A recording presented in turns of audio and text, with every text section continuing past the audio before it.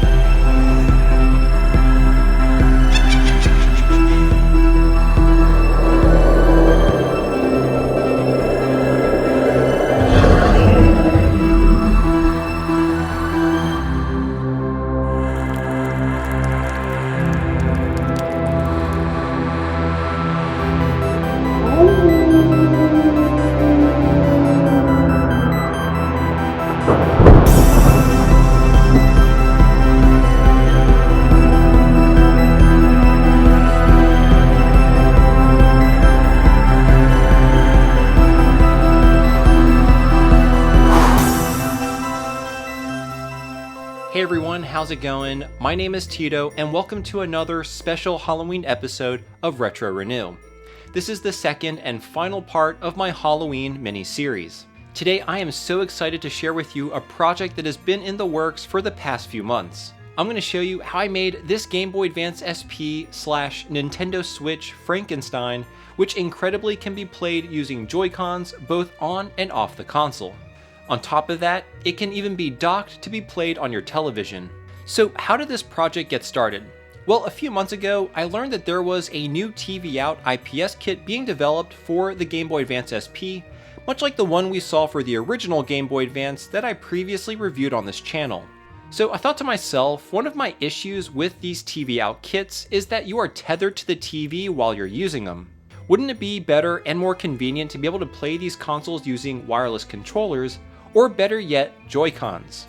So I got on the phone and reached out to my good friend Kyle and asked him if it would be possible to control a Game Boy Advance SP with Joy-Cons, to which he responded, "I'm on it."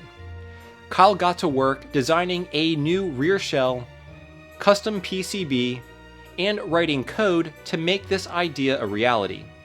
This project would truly not have been possible without his help. So huge shout out and thank you to Kyle for a job well done. Now I must preface that this isn't the easiest mod, nor is it the most practical, but by golly is it fantastic. Now if you enjoy content like this, be sure to hit that like button and consider subscribing to the channel for plenty more retro gaming and modding videos just like this one. Alright, enough with the intro, let's jump right into it. To start things off, I'll be going over all the various parts used for this SP Switch build. Then I'll show you how to put it all together, go over the ins and outs of how to use it and what it's capable of, review the pros and cons, and of course provide you with my overall thoughts for this project. Okay, so let's go over all the parts for this build. I'll first show you all the custom pieces that Kyle designed, starting with the custom lower shell. Kyle designed the bottom shell to incorporate several key features which serves as the base for everything in this project. First, he incorporated these slots on either side to mount the Joy-Con rails. He then added openings for the micro USB port to access the Raspberry Pi, USB-C charging port, and the primary power switch. He also made the shell large enough to house the custom PCB, Raspberry Pi, and larger battery. After a few iterations, I printed out the final design in this beautiful sparkling purple, which I think looks fantastic and goes quite well with the translucent purple shell I'll be using for the rest of the console. The next custom design component is this PCB, which converts the Raspberry Pi positive voltage signal to the ground state signal that the SP is looking for when registering button inputs. We'll go over this a bit more later. And the last unique item for this build is the software that Kyle wrote, which translates the Joy-Con inputs to be recognized by the SP, all contained in this micro SD card. And actually, there was one more thing Kyle designed, and this is the custom dock that fits the SP Switch like a glove.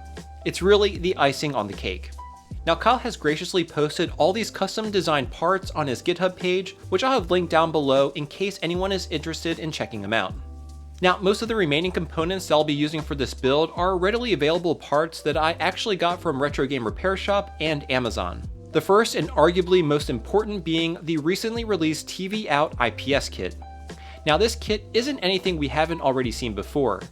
It comes with a very nice laminated IPS panel, a custom driver board, a flex ribbon cable, insulating film, some wires, and lastly, a unique composite cable that connects the SP link port to your television. Next, I picked up this very nice IPS-ready translucent purple shell, as well as these translucent membranes and green buttons. I also of course acquired a Raspberry Pi device, this here being the Pi Zero. This will pair to the Joy-Cons over Bluetooth, as well as connect directly to Kyle's custom designed PCB. Speaking of which, in order to populate the custom PCB, I purchased some GPIO header pins to connect it directly to the Raspberry Pi, as well as some resistors and transistors to populate the board itself. And the last few items are a 2000 mAh lithium polymer battery like this one to power both the Raspberry Pi and SP console, a switch to toggle power on and off to the Raspberry Pi, a USB-C battery management board which will be used to charge the battery and provide the needed voltage to the SP console, and lastly, the Joy-Con rails. Okay, so that's quite the parts list.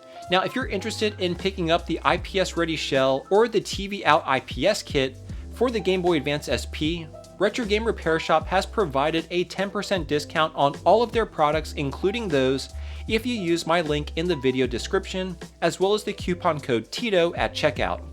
That's TITO. So big thank you to Retro Game Repair Shop. Okay, so that's everything I'll be using for this project. And without any further ado, let's get right into building it. Okay, as usual, we're going to extract the motherboard from this donor SP. I start off by removing the battery and the exterior screws.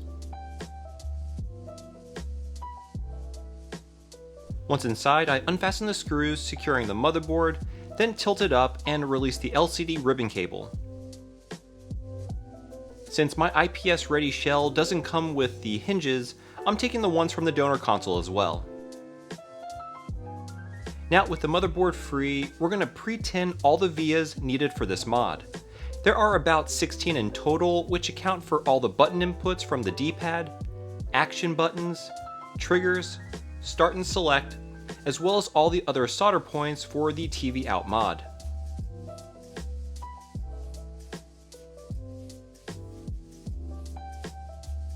Once that's completed, we need to solder a wire to each of the button input vias. I'm using a different color for each button so I can keep track of where each wire originates. This will become important when soldering these wires to their corresponding pad on the custom driver board.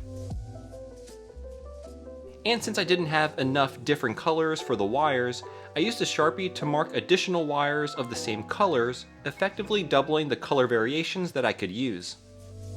With all the wires soldering in place, I proceeded to carefully route them all to the lower left side of the motherboard using super glue to keep them in place.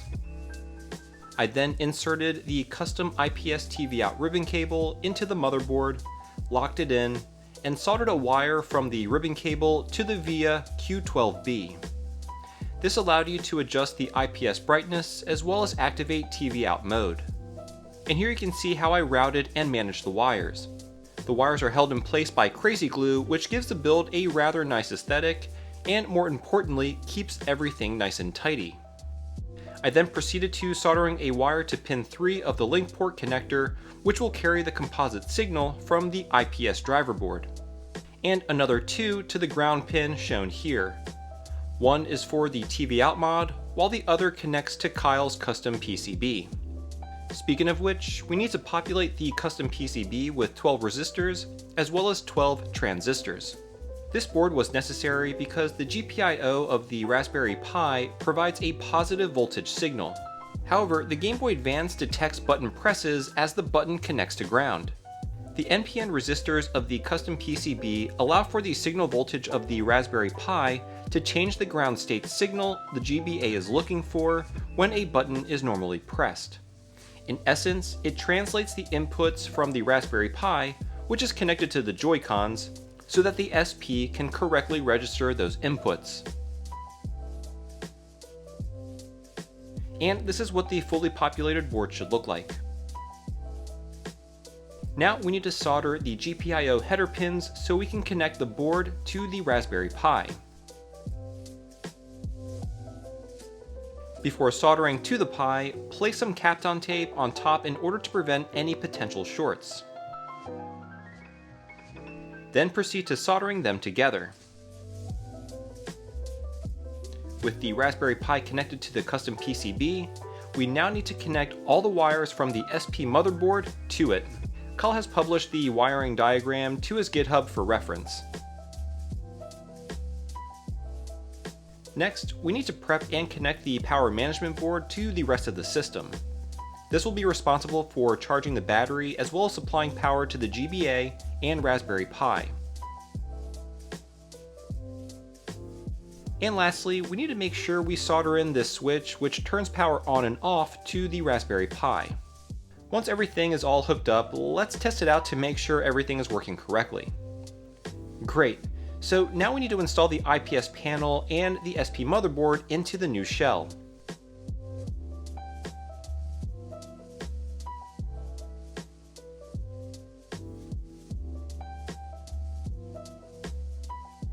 Next, install the buttons and the membranes.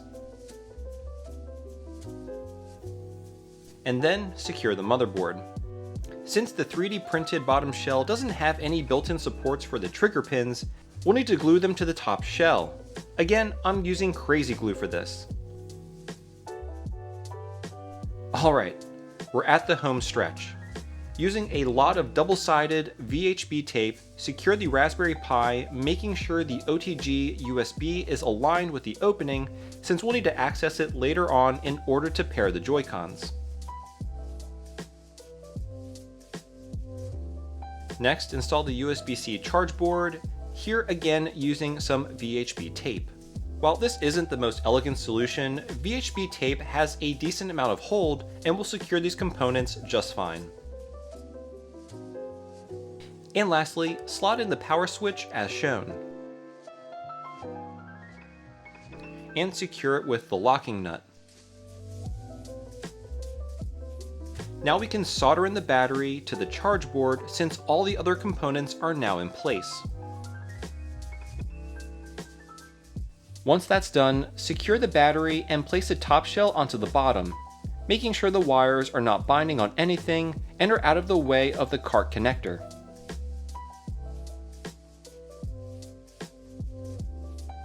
And then button it up.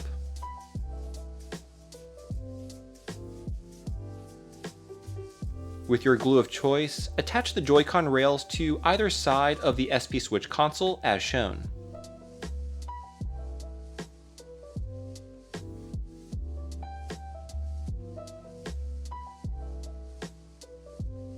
And lastly, to finish things off, I'm using these holographic SP labels on the back to complete the build.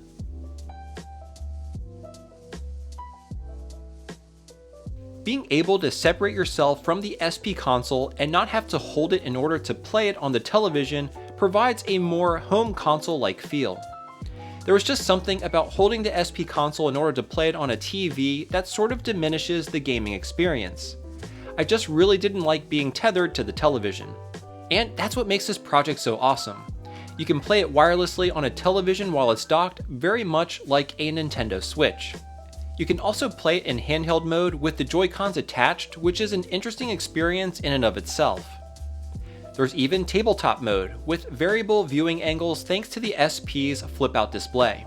With the Game Boy Advance Switch, there are just so many different ways to enjoy playing your favorite GBA titles.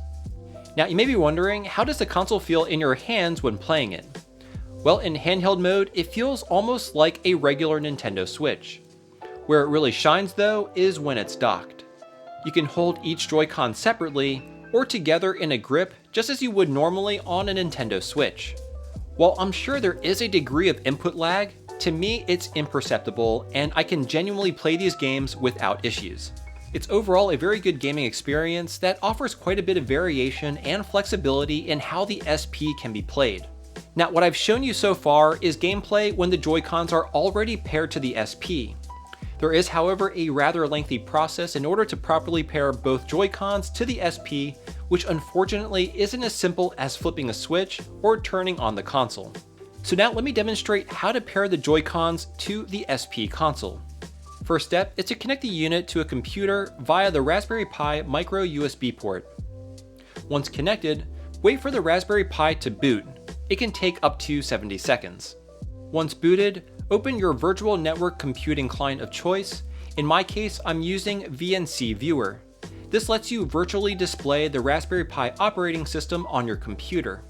From here, we need to pair the Joy-Cons to the Raspberry Pi through Bluetooth. Starting with the left Joy-Con first, press and hold the pairing button. Then select Pair in the Raspbian OS. Then do the same for the right Joy-Con. Once both are paired, open the command prompt and load Kyle's custom software. Once open, confirm that the button inputs from both Joy-Cons are being registered within the software. And in this case, it looks like everything is working properly. So now that we have confirmed the Joy-Cons are paired, turn the SP's internal power on by flipping the switch and then disconnect it from the computer. Then turn on the Game Boy Advance and you're good to go.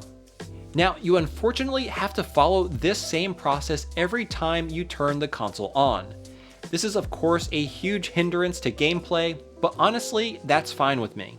While it's not the most elegant solution, the results quite frankly exceeded my expectations. So I have to once again give kudos to Kyle for figuring all this out. Alright, so now that we have a better understanding of how this build operates and performs, let's move on to the pros and cons. Starting with the pros, I have to say first and foremost that this is the most unique build that I have done on this channel. And more importantly is that it actually works. It was just an awesome experience to see this project evolve from idea to reality over the months that it almost doesn't matter how impractical the mod itself is. And in that regard, for such a unique build, when it's all set up, it actually works quite well. And in a sense, it makes the TV Out mod a more enjoyable experience since you can now pair external wireless controllers to the SP and play it like a home console. Now moving to the pros of the TV Out IPS kit, I have to say it is very nice and well executed. The IPS image quality is fantastic and has the usual operations such as color palettes and brightness control, which can be adjusted both through the built-in touch sensors and the physical brightness button. TV Out functionality is easily enabled by pressing and holding the brightness button for a few seconds, again very much like the original Game Boy Advance TV Out kit I reviewed a little while ago. Now I know a lot of folks wish that this kit would output a digital HDMI signal, but thankfully the composite video signal is actually quite good and fairly clean. While it may not be a crystal clear digital image, I think it is more than adequate for the occasional casual TV use. Alright, now let's get into the cons, and there are only a few, but fairly substantial ones. First, and probably the biggest con, is the cumbersome process to pair the Joy-Cons every time you turn on the console. Granted, this project was primarily a proof of concept more than anything, so I really can't complain too much. Now if anyone knows of a better way to pull this off, let me know in the comments below. Both Kyle and I are super interested to read all the great ideas that those in the community may have. And the last con is the difficulty of this mod. It requires quite a bit of fine soldering, wire management, and loads of patience. Now, while this mod may be impractical and difficult to implement, I think it is one of the coolest mods that I have featured on this channel, and I hope you all think so too. Anyway guys, that concludes this year's special Halloween series. I hope that you found these videos fun and entertaining because I know I most certainly had a blast making them for you. And if you have any questions about this build or any of the products I use for this project, let me know down below in the comments, and check out the Macho Nacho Discord where we can also discuss mods like this with other retro modding enthusiasts in the community. Anyway, thanks for watching, and I look forward to seeing you in the next one. Until then, see you all next Thursday.